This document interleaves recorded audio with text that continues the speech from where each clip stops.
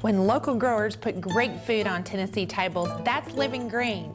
Join Live Green Tennessee as we travel Tennessee's historic quilt trail, look into the greening of Tennessee's prison system, and drop in on the Shanks family Century Farm. Plus, Gator Harrison rolls out a new recipe with Chef Jason Nunley of Gallatin's Greenberry Deli. We visit the Gadget Lab, the Medicine Garden, and a whole lot more. For good news that's all green, it's Live Green Tennessee coming up next. This program is brought to you in part by the Tennessee Department of Agriculture.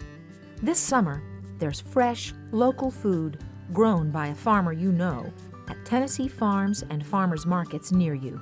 There's fun there too, with berries to pick, animals to pet, games to play, fish to catch, and color you can bring home to last all summer long.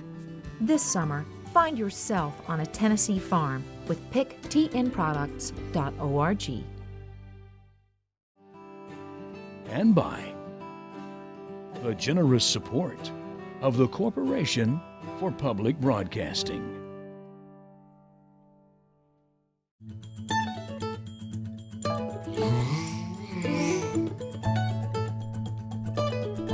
Connecting the grower to the buyer, the country to the city, and smart shopping with a healthy lifestyle. It's Live Green Tennessee. Hello, I'm Melinda Kiefer, and welcome once more to Live Green Tennessee, a program focusing on the historic yet ever-growing green movement in our volunteer state. You know, many people believe that family and tradition are what keep a farm going strong. One of these people is Wanda Shanks.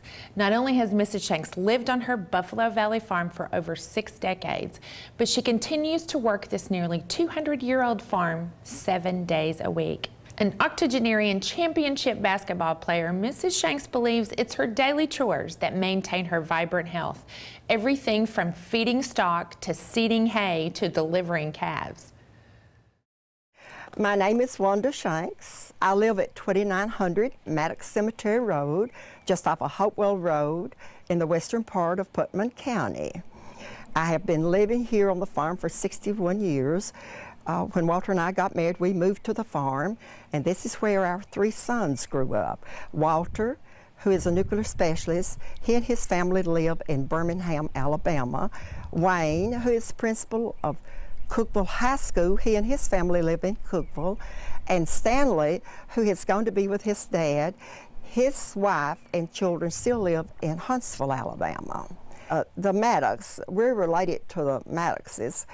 My husband's great-great-grandmother was Margaret Maddox Shanks. And so it's been in the family. Walter is a 5th generation.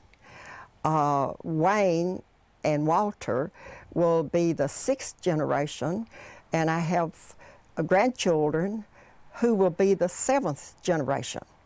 And this is why I'm so interested in carrying on and keeping the farm up so they'll have it to take over one of these days when I decide to retire. Now, I'd like to tell you what has been told to me a little bit about the farm. There were 14 families that lived on the farm and made a living. There was a country store, a grist mill, a broom factory where they made brooms. The rock barn that you see in the background was a 14-mule barn. The rock barn is about 200 years old. I think the fence perhaps are a little bit older than that. The big red barn here on the farm is 110 years old. Now, when I did some work on the barn, I wanted everything, all the original, keep all the original that was possible. As you notice, here is a 1937 date.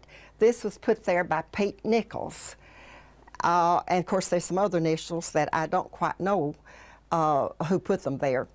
But we had to restore part of the barn, this side of the barn, because trees had grown up in it and the rocks had fallen out.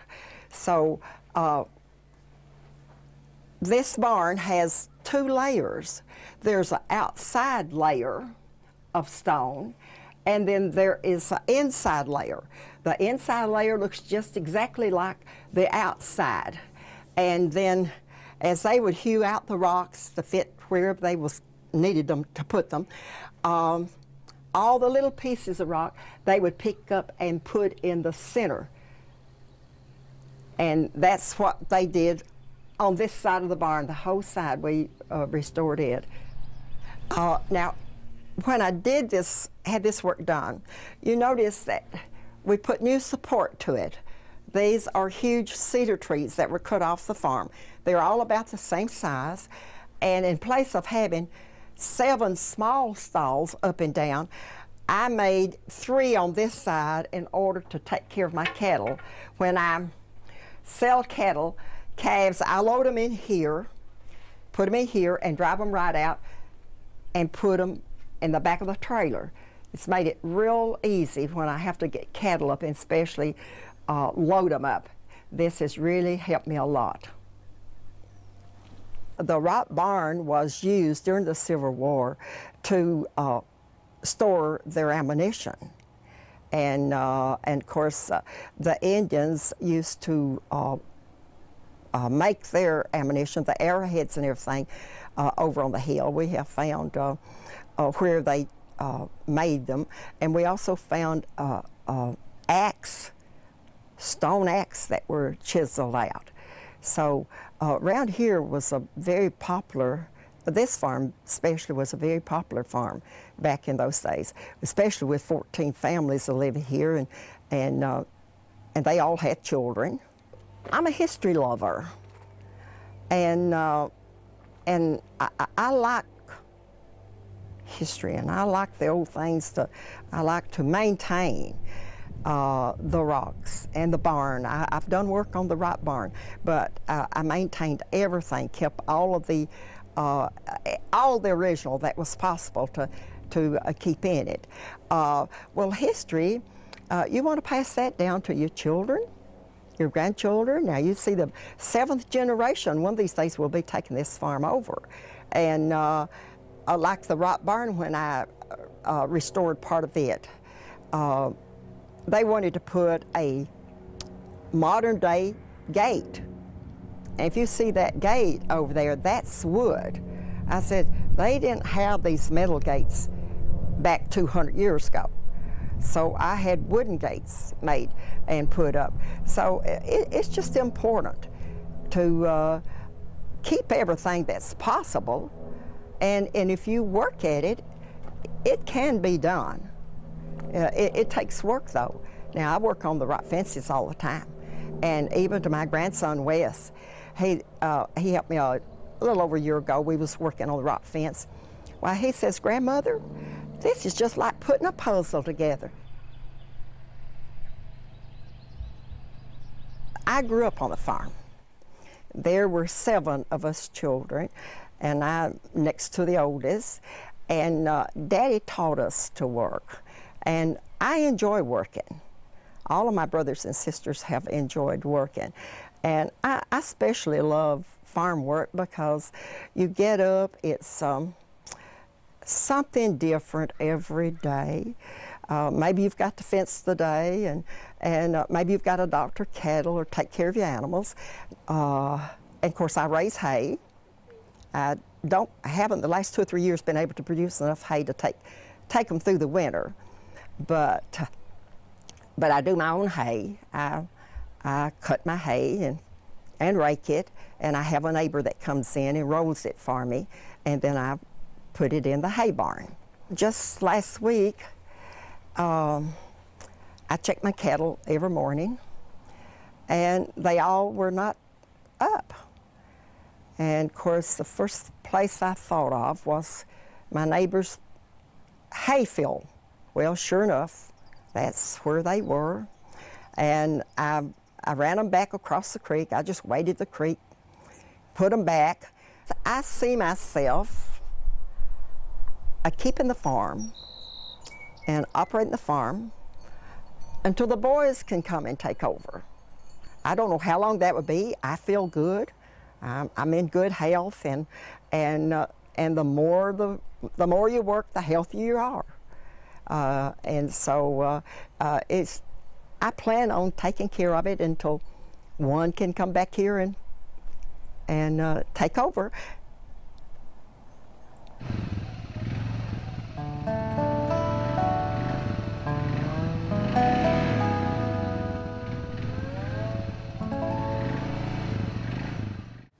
You may have noticed some new colors springing up all along your favorite rural route, and it's not in the fields among Tennessee wildflowers.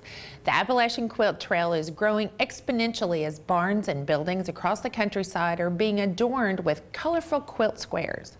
40 artful installations are going up in the Upper Cumberland in May alone. Kathy Daughtery took us on a tour of some of these trail sites. Then we dropped in by Cookeville High School, where students were creating a new spin on an old sewing circle. This is Barbara Tollison's, and what she is doing here, she is taking a quilt that has been in her family, the quilt top. These squares were painted, were made from feed sacks, and so what she did was she lovingly stitched them together and pieced them into a quilt for her granddaughter for her high school graduation. And so the design was called Field of Tulips. And so one of the squares on the quilt has been painted onto a 4x4 by Cookeville High School art students in Cephas Ablakwa's class. And so it is going to be placed on the front of the garage building that you see behind me. We've worked on about 10 of them so far. And we're working along with the carpentry class here supervised by Mr. Randy Mansell. The carpentry class made all the boards for us, and when they bring them here, we prime them and paint them. Then they take it up to the barns and hang it up. So they do all the woodwork, yes. It is a good collaborative effort between the two of us, yes. And we try to work together during the year, like on prom and different things like that. I've been very surprised. You know, you always see one or see a setting, but every time the next one comes in or the next setting comes along, then you discover a new favorite.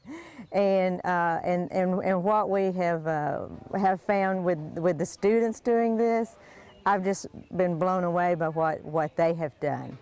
There's one by, I think it's off Dry Valley Road on an old barn, just hanging up a quilt project. First I thought it was a real quilt, but the more I looked at it, it was actually just wood just painted on there, which I thought was quite amazing.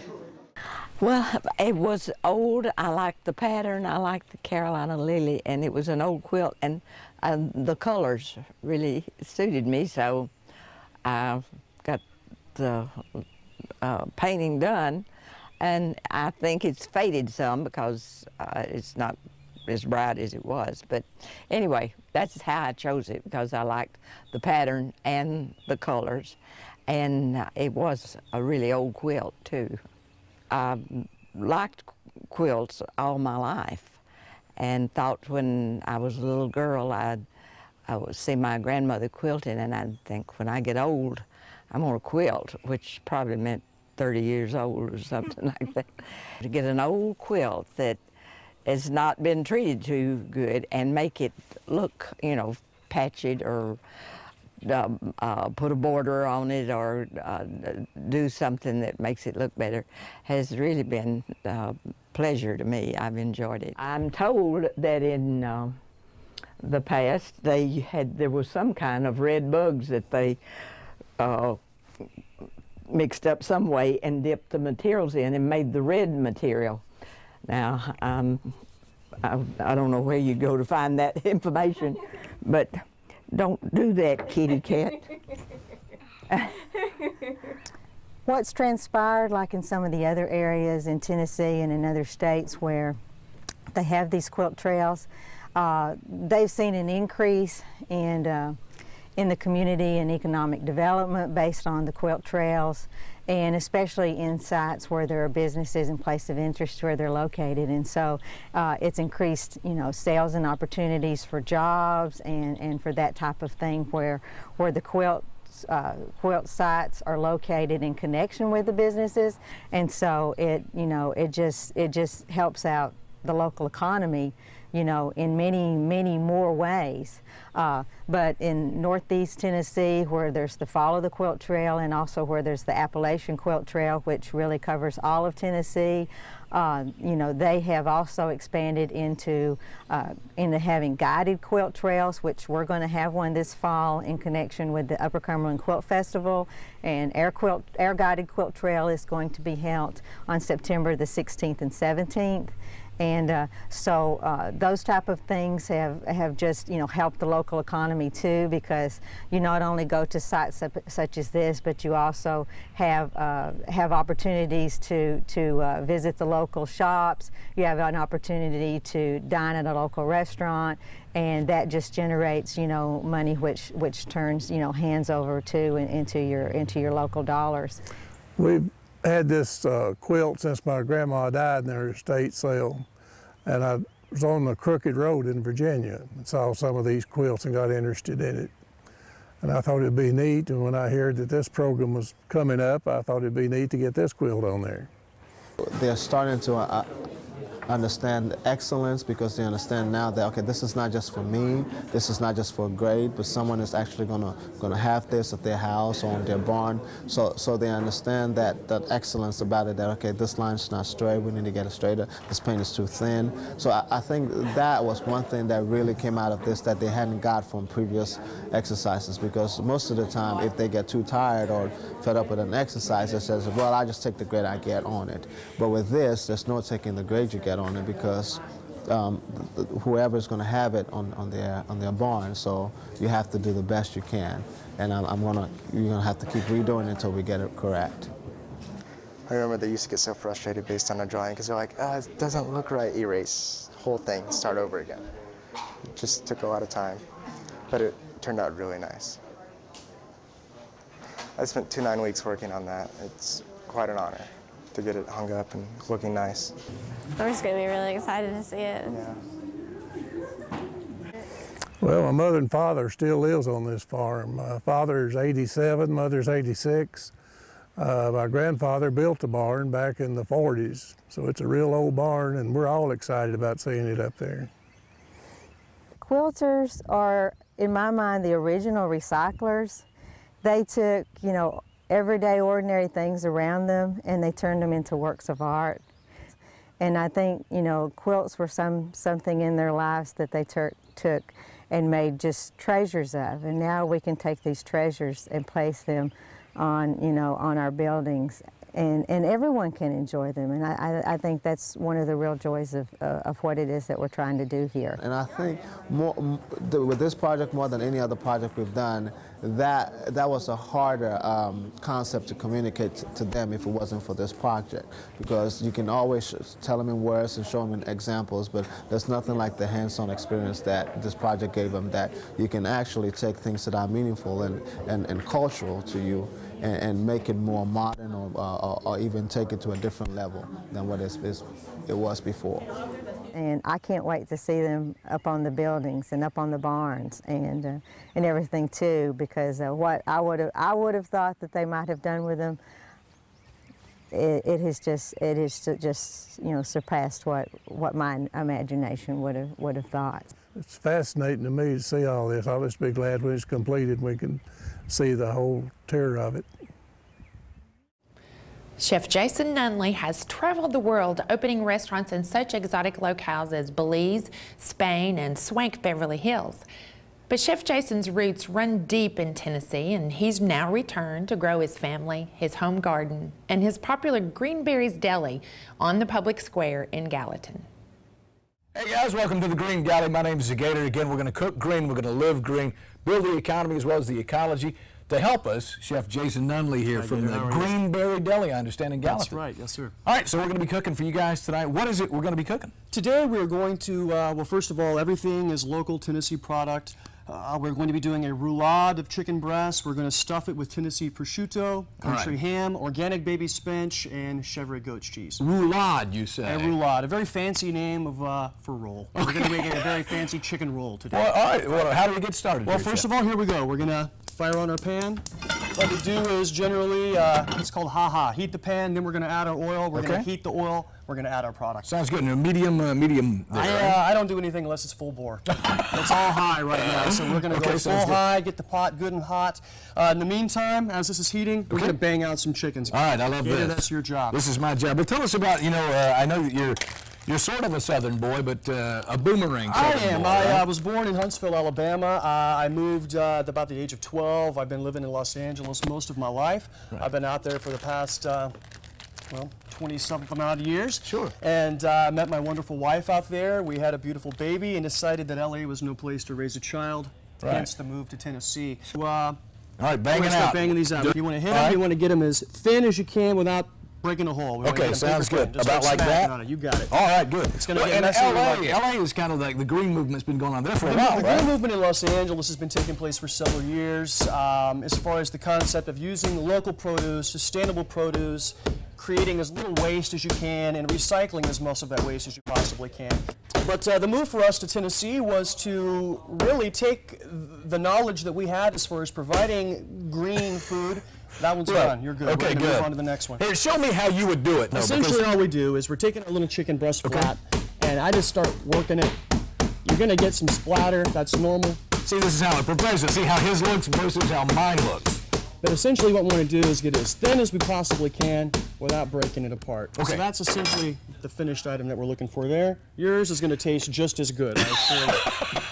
So what we're going to do as we're moving on to the food here, this is a very thinly sliced piece of Tennessee country ham. Really? I slice this. I was say, how do you get it this thin? What we do is, rather than taking the traditional Tennessee country ham everyone knows, they're doing a cross cut with the bone in there. We're actually slicing vertically that large muscle loin off of the bone. Right. Horizontally then shaving it off with a prosciutto slicer. So this prosciutto here, Tennessee country ham, essentially take a couple of these pieces off. You're just going to lay it up on the top there. All right. Now that my pan is good and hot, wow, I can't believe how thin I've got just a little extra virgin olive oil here we're going to add to the pan. Okay. This, I've got a fresh parsley, sage, rosemary, thyme, and fresh garlic marinade. So I will make an amount this size every single time that I cook. I see. And you do a lot of the growing yourself. We have, right now, I got 3/4 of an acre planted at my house. We're growing, I've got over 100 heirloom tomatoes. I've got 50 heirloom peppers, corn, beans, squash, as well as a whole variety of herbs. The way that I like to cook is cooking with high quality ingredients. Nowadays, sometimes the only way to get that high quality ingredient is to do it yourself. Right. Any local farmer's market around here is going to get you some good product. This here is an organic baby spinach. Okay. I just picked up the road from where I live in Gallatin. This is a Green Market Farm product. Okay. Peter, there's your job. You just gotta toss that around for me. Now what are you putting in here? This is just a little kosher salt and some black pepper. Once we cook this about another minute, we're going to stick it in here. Spinach holds a lot of water. This saute process actually is going to release that water. We're going to drain it off so we don't have spinach juice running through our chicken. You mentioned that you got a wife and a daughter, did you say? I've got a wife, Anya, my daughter, Madison Louise. She's 2.5. How much is she learning about living green even at 2.5? Even at 2.5, she spends most of her time with me, either on the tractor or in the dirt planting seeds. Really? She truly enjoys the garden, and I think even at 2.5 understands that food comes from the ground. Sure. And as such, it's an important concept. A lot of kids don't get that. A lot of kids don't get that nowadays. It comes from the frozen food section or the produce department.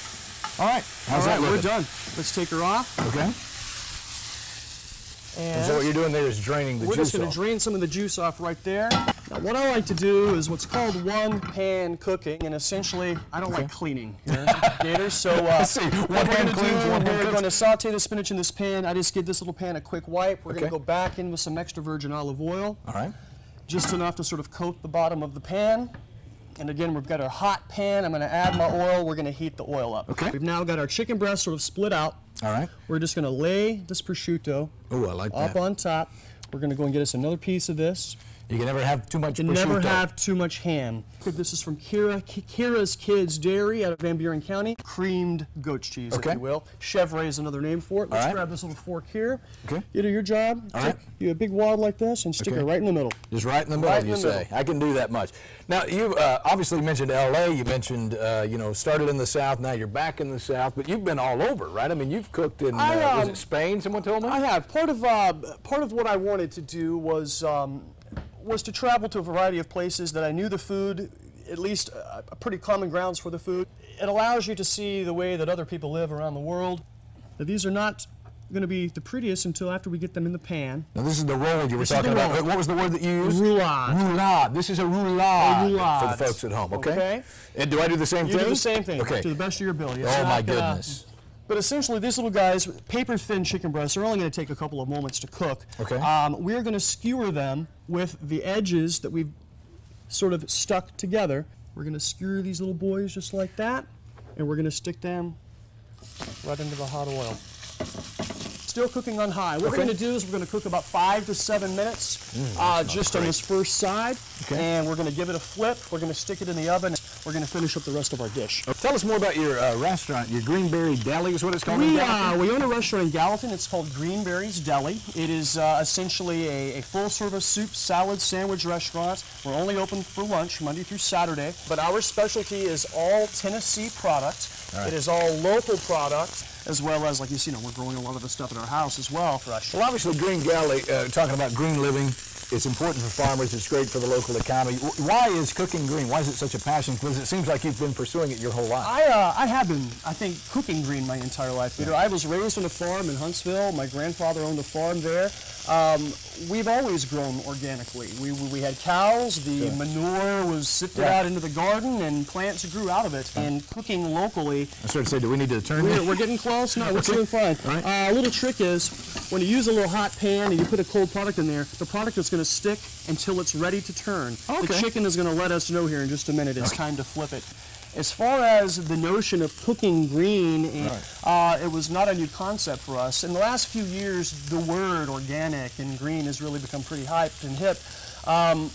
In most cases, it's exactly the way farmers have been doing it here for generations. Now, I didn't hear the chicken talk here. Well, Chef Jason, you said it was going to tell us. It told me when the chicken stops sticking. When it stops sticking, we're in business right now. Good. So what I'm going to do is I'm just going to toss just a touch more seasoning on there. We're going to stick this hot pan. Excellent. So we've had the oven already. Oven is on and ready. I've got the oven at 450, and again, I like to cook on high.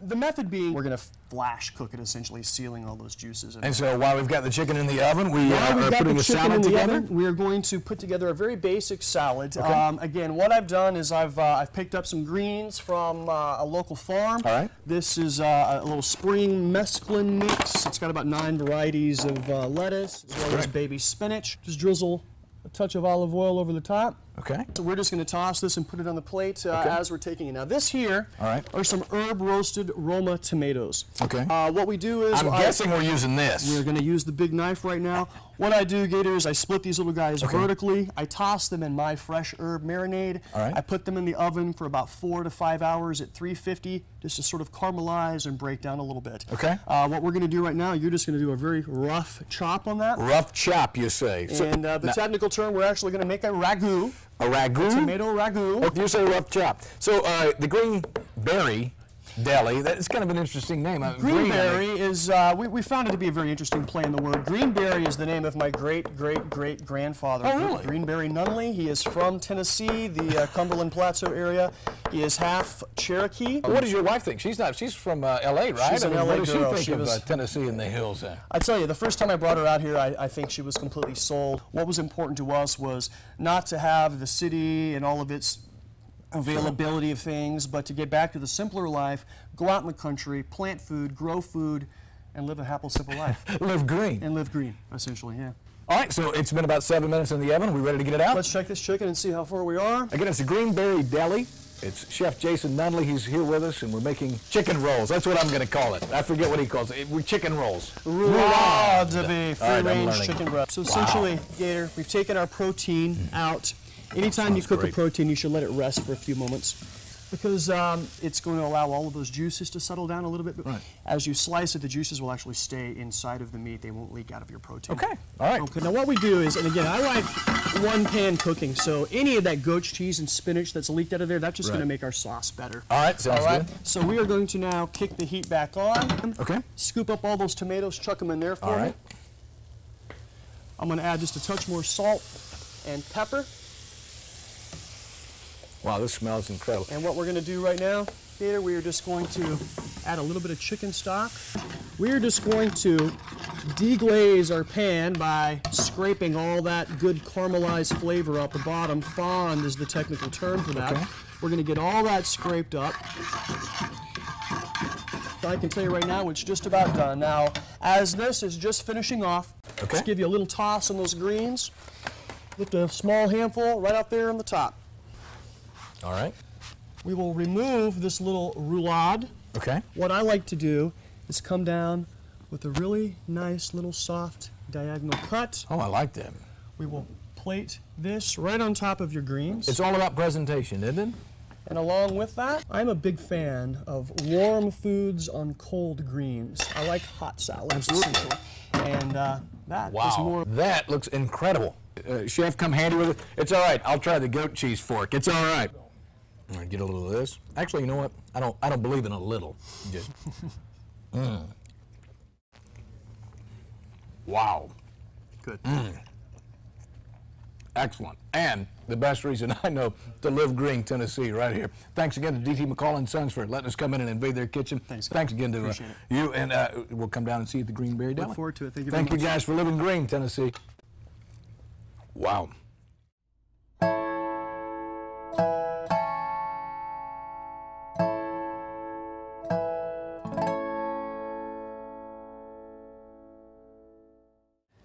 Last time, Eli the Gadget Guy told us about eco-friendly mini greenhouses.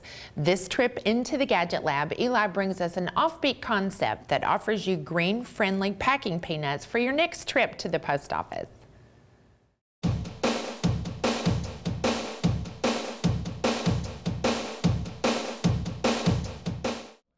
Hi, I'm Eli the Gadget Guy, and welcome to the Green Gadget Lab. Today I'm going to show you a product that will cut down on your carbon footprint the next time you send off a package. It is Puffy Stuff Packing Peanuts. Puffy Stuff is all-natural packaging material made from grain protein. It is also 100% biodegradable, and just like any other grain, it is safe for the environment. Plus, it is made right here in Tennessee, so that is a definite plus. Puffy Stuff can be reused, but if not, it can be thrown away, put in a landfill, or hosed down in your garden for fertilizer. And even though it isn't very tasty, Puffy Stuff is edible and is said to digest easily.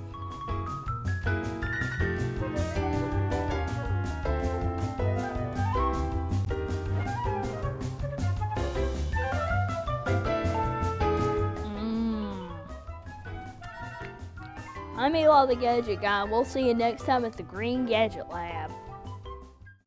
With springtime underway, we've been watching life awakening all around us. This month, Medicine Garden pharmacologist Op Walker examines the surprisingly healthful benefits of the tiny but mighty sprout.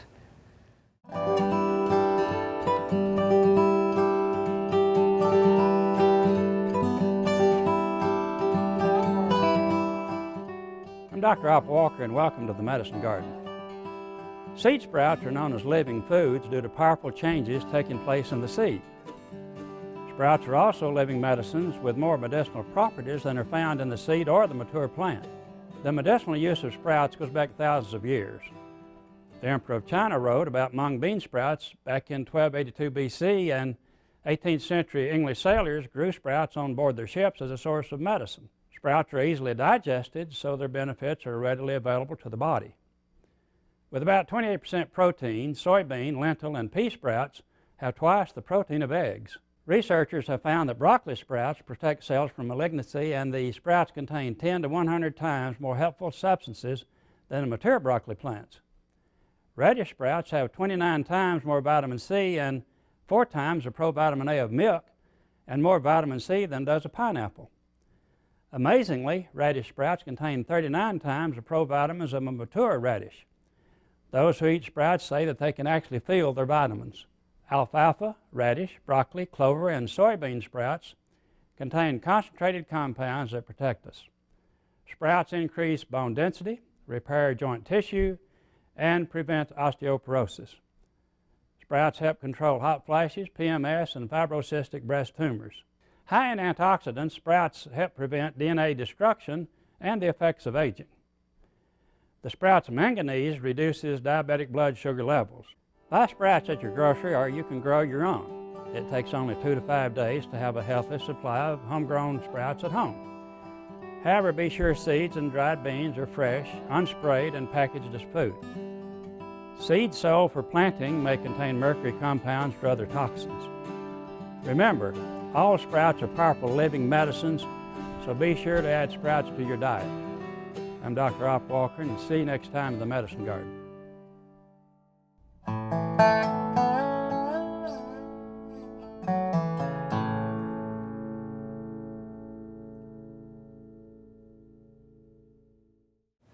Through our Live Green and Prosper initiative, Live Green Tennessee has formed great partnerships with several agricultural leaders in the state and around the country. Recently, Becky McGraw sat down for a conversation with Victor Vasquez, the USDA Rural Development Deputy Undersecretary, straight out of Washington, D.C. Well, Victor, tell us a little bit. You know, I know that the USDA Rural Development office here in the Upper Cumberland is very active and very well respected, and I feel certain that's the case all across the country. But tell us a little bit about the USDA. I think that most people will have a notion of USDA, United States Department of Agriculture, as a department that serves mostly agriculture and farmers. And I think oftentimes they don't realize how expansive the department is and what all we do. For example, the Supplemental Nutrition Assistance Program, the Food Stamp Program, Women, Infant, and Children's, the WIC program, all of that is within USDA. You know, and then I didn't know that. Yes, so all of the SNAP, we've had the name change. SNAP comes through USDA. It probably encumbers close to 2/3 of the total USDA budget, and then Women, Infant, and Children, and then we have Natural Resource Conservation Service. We have the Farm Service Agency. We have Ag Marketing Service. We have Rural Development. We have 7 major agencies within the department that support pretty much all of the elements that support rural communities and agriculture. So it's more than just agriculture. It's about the communities that are in and around agriculture and also in and around natural resource-based areas like forests. Right. And public lands. And so, you know, it's pretty expansive. Overall, just in rural development alone, we have over 6,000 employees and cover pretty much every rural county in America. You're very much involved in dropping those county lines and seeing our area as an area of engagement. Yes. Do you want to share about that? Yeah, I think first the effort that we've launched, and basically it's the Secretary's initiative on Know Your Farmer, Know Your Food, is really promoting that healthier lifestyle, but also reducing the carbon footprint. But it also helps the local small farmer. Sure. It helps the local small farmer in accessing, in a better way, local markets, but beyond that, also begin to look at, you know, what they can do to promote their fresher products in the regional market. And then ultimately, we need to look at agriculture as a system and as a process. And how do we make sure that we maintain a healthy lifestyle, reduce carbon footprint, and at the same time allow the small farmer to be competitive and to be able to maintain and support those small farms. I think that if we look in and around our communities, oftentimes we've forgot that, you know, we have schools, we have public facilities that have large kitchens that, you know, if we paid attention to what our local producers are putting out, that we connect to that market and utilize that, we're going to get fresher product. And we're going to have a healthier lifestyle and at the same time supporting the local and regional economy. But beyond that, as they become more successful, then they can become competitive in a larger regional effort economically. Here's a statistic that I didn't know. Rural America is home to 1/5 of the nation's population. Of the 60 million people who live in rural America, only 2 are directly engaged in production agriculture. We're seeing that, aren't we, more and more, Victor, that we're 3 generations removed from the farm. 1% of the population is farming. We need to, I would think, to protect our food infrastructure, to encourage people to go into agriculture. I agree, and we are working with you know, new and emerging farmers. I think going back to the know your farmer, know your food, that's not only about reducing carbon footprint and a healthier lifestyle, it's also about supporting small farmers. We do need to make sure that we shore that up and we protect it and we value it and we have a greater understanding of what they are. I mean, beyond agriculture, they're good stewards of the land. But we do have a responsibility to look at how we administer programs in a way that encourages new farmers to start up. And so we are actually actively pursuing that, also with even with minority farmers in the Mississippi Delta and then in the Southwest. And believe it or not, in like Oregon and Washington, we're getting a lot of Latino farmers that are emerging. Oh, that's great. Yeah. I want to share that Erica Duarte is one of our staff here, and she and I took advantage of a program that you all are partners in, and that's Agri-Leadership 2020. Oh. And we just finished our class, and it was phenomenal. I would greatly encourage any of our folks in the region to take part. You don't have to be a farmer. I'm not a farmer to take advantage of this. It's a wonderful opportunity. And what are those programs that the USDA Rural Development offers that people, the general viewing audience, really need to know about and need to take access of? And how can they get information about that? Well, first, I mean, we do have a very good website for the department. So I think if you just Google for United States Department of Agriculture, you'll get that. But I would say for the general public, and we don't talk about it very often, is that we have you know, a land grant system in the state universities. You know, by a state university, I would say, like for me, it was like Oregon State or sure. So any state run, like Tennessee Tech is a state university. Any state university that is a land grant, typically they have extension service, and extension agents were really truly the first community development people. I mean, they're the ones that during the Depression went out and worked with communities and showed them how to preserve and can and how to stretch the dollar and those kinds of things that helped the average citizen. So we do have extension service. Like UT Extension here, University of Tennessee Extension is here. Well, we are so glad that you took the time out. I know you have a tremendously busy schedule. You're here for the Rural Development Conference. Yes, I am. But I know that that taking this time out was I'm sure a challenge to your schedule, but so very much appreciated. We think it's great news that several Tennessee prisons are choosing to go green. And Live Green Tennessee recently visited Sergeant Doug Griffith of the Tennessee Department of Corrections. Griffith explained a recycling program that turns leftover food from 5 prisons into rich, fertile mulch that's then used in a 100-acre kitchen garden. The inmates working the farm save the prison system and you, the taxpayer, money. But more important is the responsibility, the fresh air, and the opportunity to learn practical, employable, and lifelong skills to help trustees adjust to life upon release. Initially, I'm with the University of Tennessee Center for Industrial Services, and initially I was invited to Morgan County Correctional Facility to help them set up a recycling program and a composting program. And then that information worked its way to Nashville, and I was invited here to do the same thing with the concentration on setting up a composting program for the 5 facilities here at River Bend. And this was about 10 years ago. We're presently at the site of the old Tennessee State Penitentiary where our compost operation is set up. What you've seen, we pick the waste products up from each one of the facilities here in Davidson County. We bring them to this site, which is the site of the old Tennessee State Prison.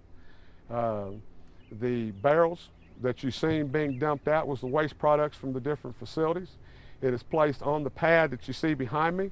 It is then mixed with wood chips, mixed very thoroughly to where all parts of the food matter is covered with the wood chips, which is where the beginning of the process begins of everything breaking down to where it turns into the rich compost, which will eventually go to the garden. It is in this area for roughly 45 minutes to an hour.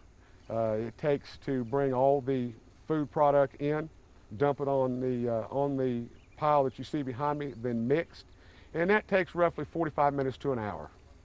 Well, I've been interested in composting for a long time. I worked in Ontario and more than 20 years ago, and they were some of the earliest localities in Canada where leaf composting was going on, and so became well grounded and familiar with the process. And then the added complication of composting food, has its own little challenges, and you gradually pick up all of the details for carrying out successful composting of food waste, in part by trial and error, in part by learning from other people's trials and errors. And all the work that you see being done out here is done by the inmates. The inmates are brought out on site. They do all the cleaning of the cans. Inmate also drives the truck that picks up the food material from the institutions. They're all minimum trustee inmates, so everything you see being done out here is done by the inmates, which in turn helps with the savings that is saved to the taxpayers of the state. This operation that we have going on here on a yearly basis, if we had to dispose of this material and have it sent to landfills, it would cost roughly $151,000 per year. By doing the compost, we're saving the taxpayers $151,000 a year. And when you combine this with the garden project, which roughly last year we spent $4,800 to work the garden, we produced $125,000 worth of produce. So in turn, we netted out $120,000. So when you combine both projects together, the compost and the garden, we saved the taxpayers of the state of Tennessee $270,000 last year. The inmates enjoy getting out here and working.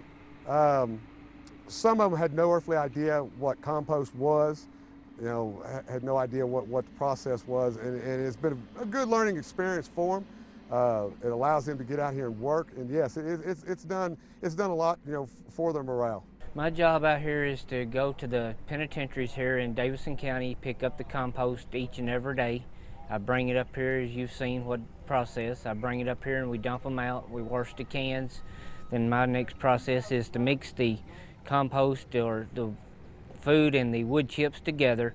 Then after I've mixed them thoroughly, I carry them and dump them on a pile that sits for about a year. Then we move that pile and rotate it over. What you're seeing going on behind me is the first stages of what we call the cooking of the compost. It's once the wood chips and the food material has been mixed together, they are placed in these windrows for roughly 1 year, where they will what we call cooking. After that year is over with, we will take the piles and we will stack them up into larger piles where for another year they will set and cook.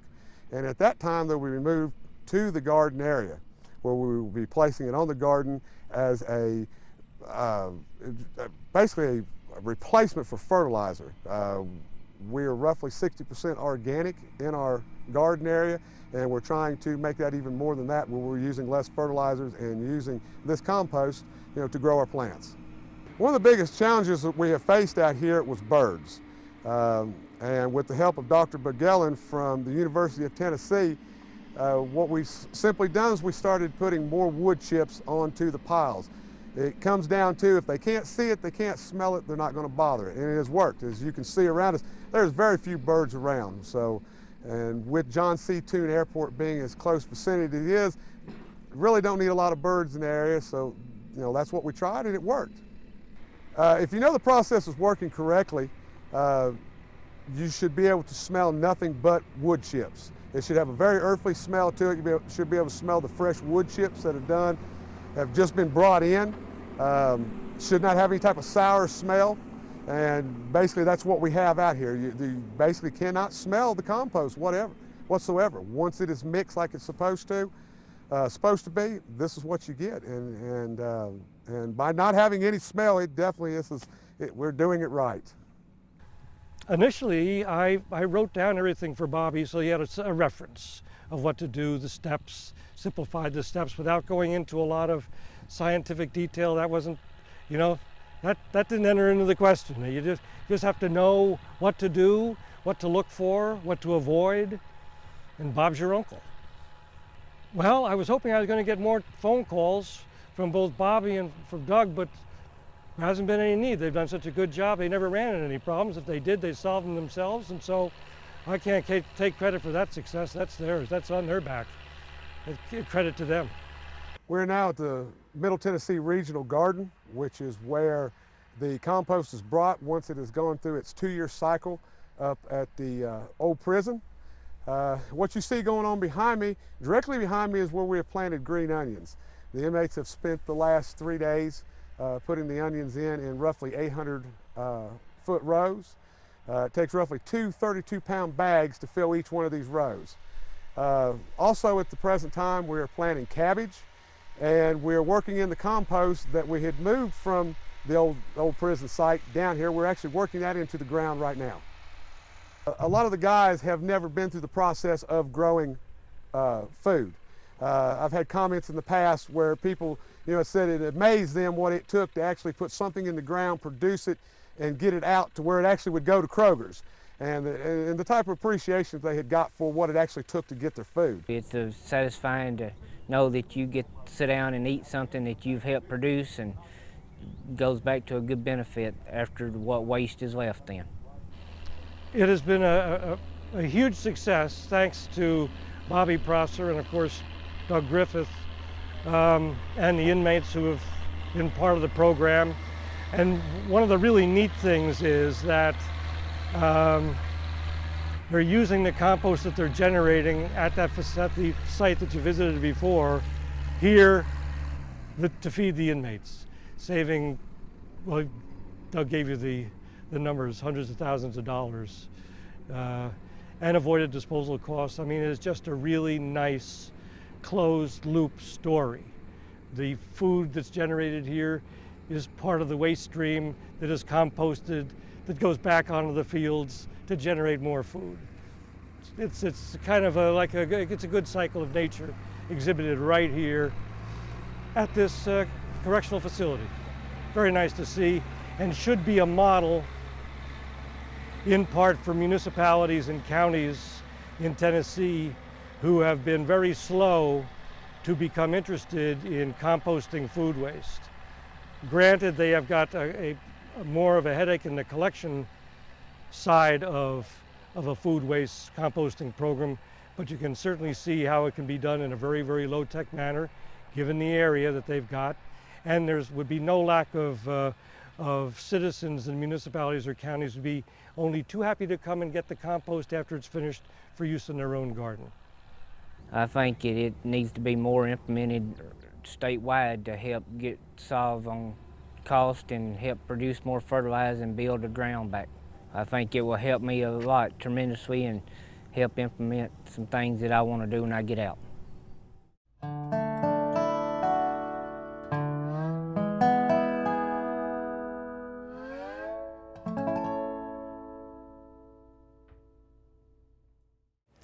Over the past several months, Live Green Tennessee has visited with many in the agriculture community.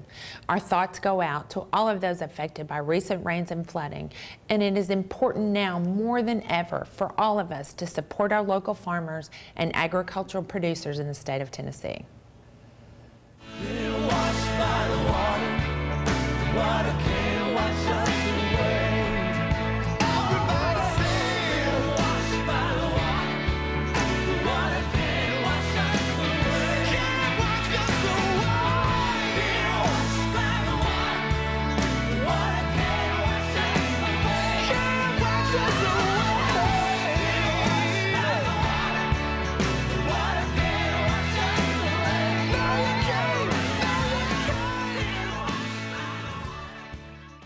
Live Live Green Tennessee is all about sharing ideas and resources to help families take advantage of the agricultural abundance we have all around us.